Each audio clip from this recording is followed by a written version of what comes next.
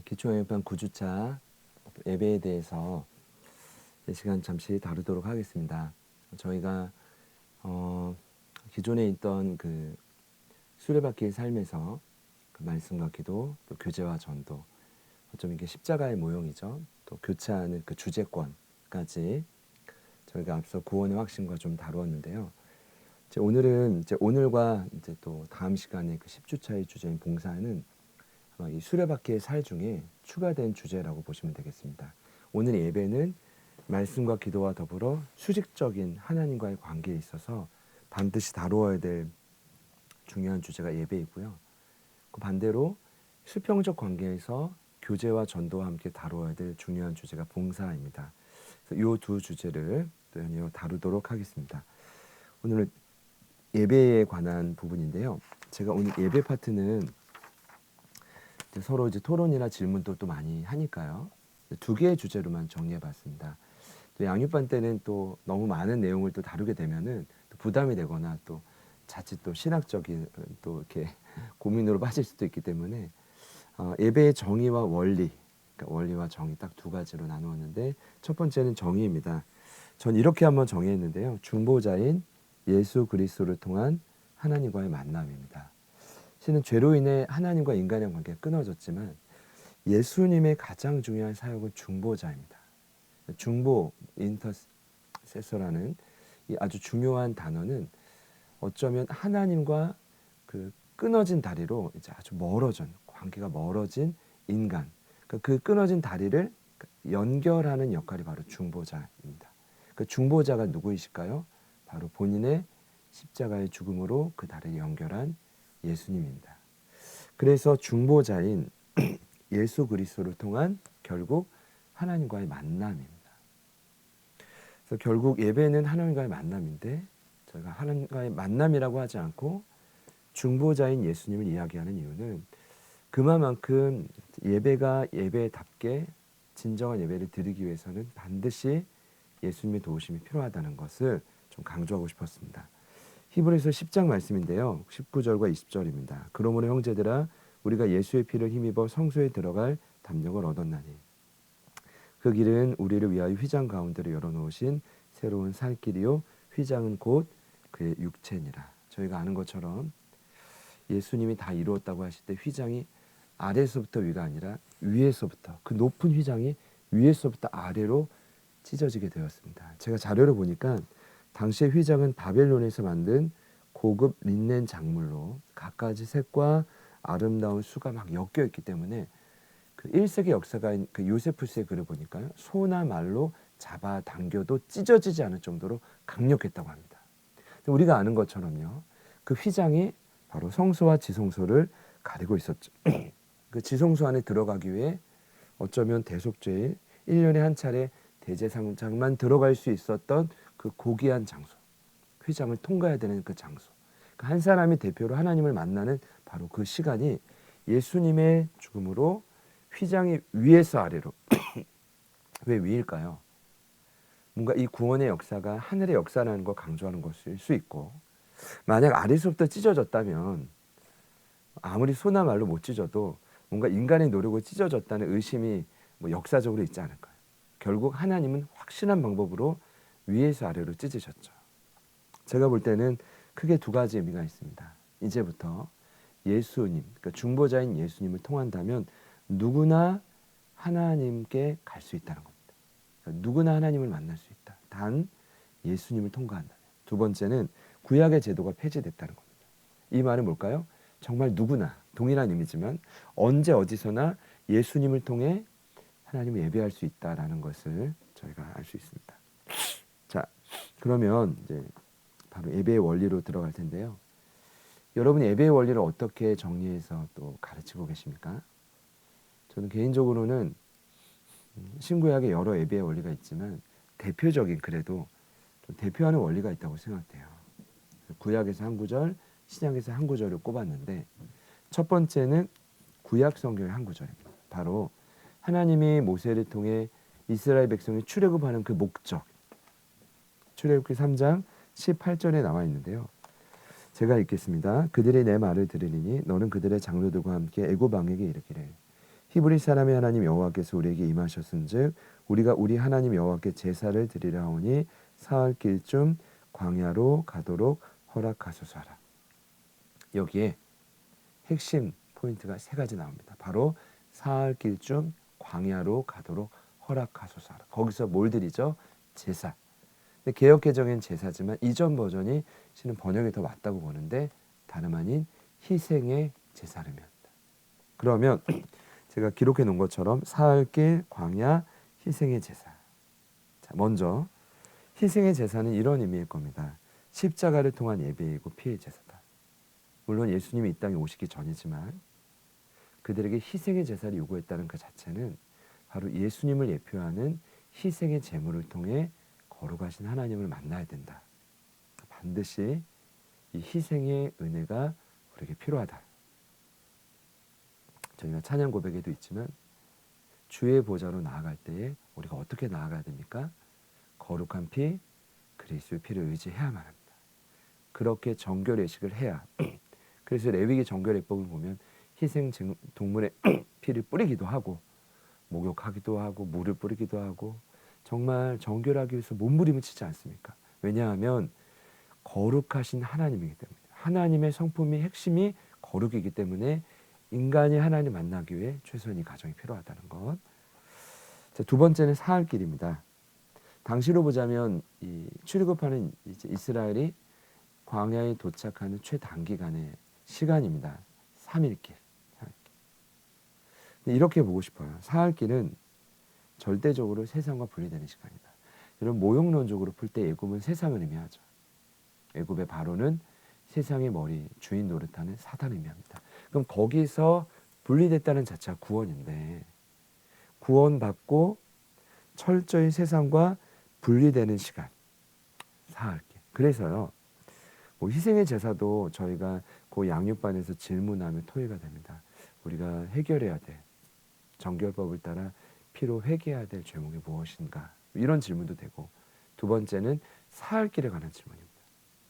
그러니까 예배를 드릴 때 어떤 장소의 개념의 중요함보다 무언가 내 마음속에 세속화되고 물들어 있는 것과 분리되는 시간이 필요하다는 거죠. 존 스토트 목사님도 돌아가시기 전에 쓰셨던 그 제자도라는 책에 8가지 제자도의 원리를 소개할 때 첫 번째가 바로 불순응이었습니다. 세속화로부터 거리를 둬라. 거슬러 올라가라. 연어처럼 그렇게 싸워가라. 그렇게 도전합니다. 왜냐하면 이게 안 되면 절대로 하나님과 동행할 수 없고 예수님과 함께 어렵기 때문입니다. 마틴은 세속과의 세 가지 특징을 이렇게 말했습니다. 첫 번째는 철저한 세속성입니다. 주로 유럽 대륙에서 일어났는데 약간 하나님과 교회를 가차없이 공격하는 그 모습입니다. 두 번째는 그 단순한 세속성이 있습니다. 주로 영국에서 일어난 세속성인데 이건 조금 더 기분이 나쁠 수 있습니다. 기독교 입장에서. 뭐냐면 일상생활이 너무나 바쁜 나머지 교회의 어떤 사역과 어떤 행사에도 무관심한 것. 그냥 이건 무시죠. 무시.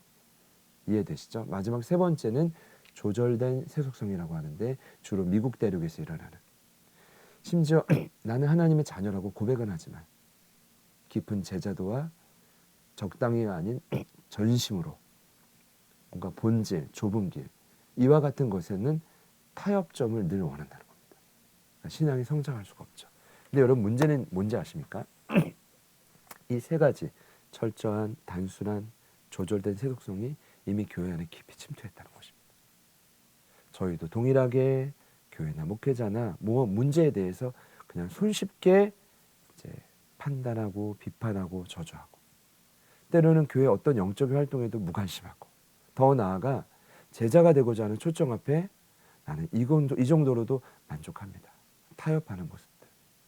여러분 지금도 저희들 안에 참 많이 일어나는 모습이라고 생각합니다. 이 말씀 제가 왜 드리냐면 사흘길은 거기서부터 최소한 분리되는 노력과 시간과 뭔가 몸부림이 필요하다는 거죠. 여러분에게 필요한 사흘길은 무엇입니까?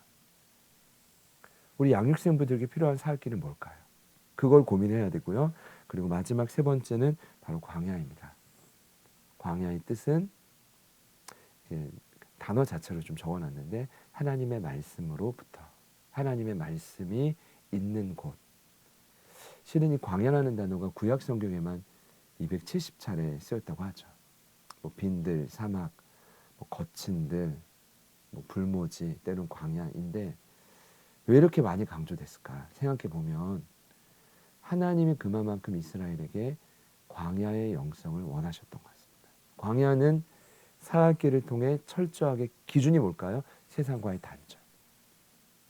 그러니까 세상의 음성은 잠깐 멈추고, 그러니까 내 안에 어떤 세상에 세속화된 생각과 마음은 멈추고 오직 하나님의 음성에만 귀를 기울일 수 있는 시간인 거죠.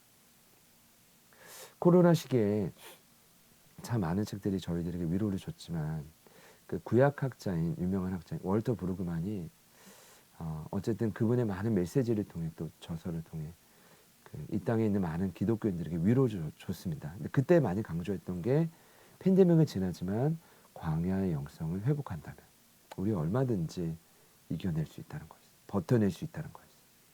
그가 말했던 광야의 독특한 표현이 nothing lessness, 바로 없음이 없음에 충만한 상태. 없음이 없는 상태. 네. 없음이 없는데 어떻게 충만할까요? 이게 참 언어 유희인데 nothing lessness라는 뜻은 뭐냐 하면 사망엔 아무것도 없는데 충만하다는 거예요. 무슨 의미일까요? 세상의 소리, 세상의 방향, 세상의 시끄러운 고민과 걱정들은 없지만 무엇 때문에 충만할까요? 그 빈 공간을 채우는 하나님의 음성 때문에 충만하다는 거죠.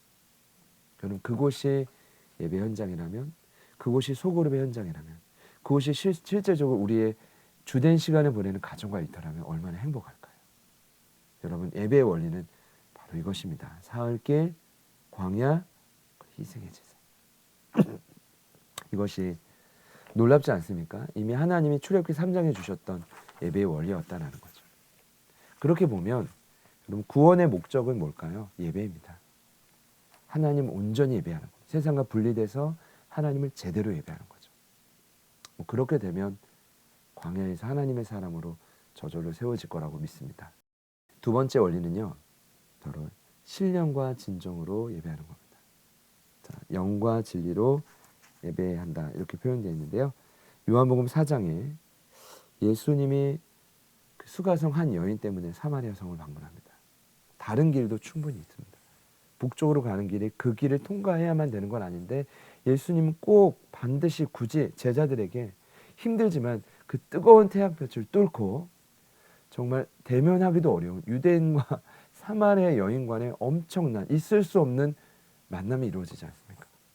그 만남을 통해 그 여인이 구원받고 이분이 목마르지 않게 하는 생명수 샘물임을 깨닫고 먼저 요청했던 게 뭐냐 하면 반드시 예루살렘에서 예배하고 싶다. 그러나 그때 주님이 가르쳐 주신 예배의 원리가 있습니다. 이렇게 말씀하셨죠. 아버지께 참되게 예배하는 자들은 영과 진리로 예배할 때가 오리니 곧 이때라. 아버지께서는 자기에게 이렇게 예배하는 자들을 찾으시느니라.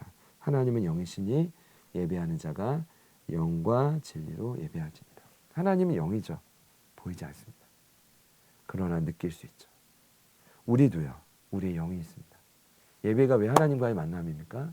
물론 우리 안에도 성령이 있지만 예배하는 모든 공간을 초월하 역사하시는 하나님의 영이 나의 영이 터치. 그 만남. 거기서 오는 평안, 희락, 세상에 줄 수 없는 안정감, 두려움이 물러가는 그 현상. 여러분 이게 뭐라고요? 예배입니다. 근데 여기서 강조하는 건 예배의 장소가 중요하지 않다는 거 아니에요. 이미 광야는 그 장소의 중요성을 말해줍니다. 그러나 여기서 그 여인에게 강조했던 핵심은 뭐냐? 신령과 진정 또는 영과 진리. 두 파트로 해석이 됩니다. 그러니까 영도 두 가지로 해석이 되고 진리도 두 가지로 해석이 된다. 이런 의미입니다. 첫 번째, 신령으로 영으로 이런 말은 뭐냐 하면 첫 번째, 영적으로 예배하라는 뜻입니다. 그러니까 인간 안에 가장 깊은 것이 영이 있잖아요. 그러니까 영으로 예배하라는 건 이런 거죠. 우리에게 적용이 왔을 때 존재 자체로 참 단순한 마음으로 있는 그대로 그렇게 나아가라는 것. 우리의 마음도 그렇지만 나의 영도 찌그러지면 찌그러진 채로, 펴지면 펴진 채로, 회복이 되거나 아프면 그냥 그 상태 그대로 나아가라 이런 의미죠. 두 번째 의미는 뭐냐면 여기서 말하는 영이 인간에게 적용해 보자면 존재 자체로 단순하게 나아가는 뜻이지만 이 영은 어떤 해석되냐 하면 하나님의 영인 성령의 능력을 힘입어 예배하라 이런 의미도 됩니다. 그러니까 대상이 달라요. 나에게 적용할 때는 있는 그대로, 성령에 적용할 때는 하나님의 영에 힘입어 그런 의미입니다. 자, 이해가 되시죠? 왜냐하면 예배 가운데 제일 중요한 건 저는 성령의 임재라고 생각합니다. 단 1분이라도 1초라도 그것이 우리를 살리죠. 자, 두 번째는 진리로, 진정으로 이런 뜻인데 첫 번째 진리로라는 것은 우리의 마음으로, 우리에게 적용할 때는 진심으로 이런 뜻입니다.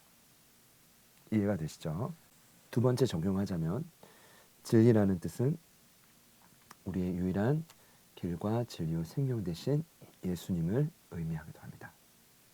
두 번째 신약성경에서 나온 예배 원리에서 핵심은 아무래도 장소가 아닌 우리의 중심을 의미할 것입니다. 이 여인이 예수님 만나서 정말 그 생명 바쳤던 물동이를 다 내려놓고 온 마을에 들어가 전도자가 되지 않습니까?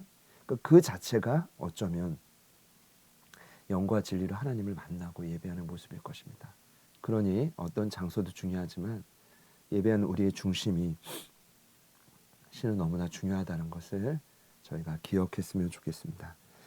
새롭게 깨달은 점과 적용하거나 실천한 부분을 또 함께 나눠주시고요.